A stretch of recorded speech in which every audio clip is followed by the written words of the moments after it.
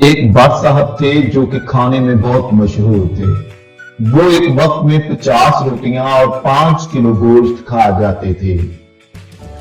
جب اس بات کا ایک سرکس والے کو پتا چلا تو وہ بٹ کے پاس آیا اور نوکری کی آفر کی اور کہا کہ بٹ صاحب آپ کو صرف اور صرف دن میں 3 شو کرنے ہیں جس میں آپ نے روٹیاں کھانی ہیں۔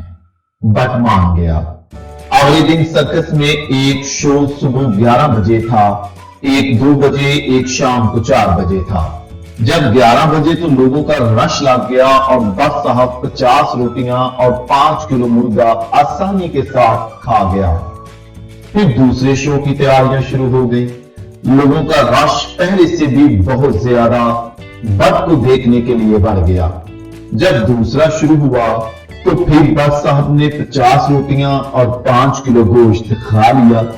پھر تیسرے شو کے لیے اور زیادہ لوگ جمع ہونا شروع ہو گئے، لیکن 3 بجے کے قریب سرکس کے مالک نے دیکھا کہ بٹ صاحب کہیں نظر نہیں آ رہے۔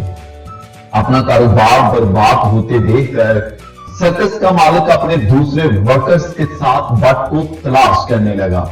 آخر وہ انہیں ڈھونڈتے ڈھونڈتے بٹ کے گھر پہنچ گئے۔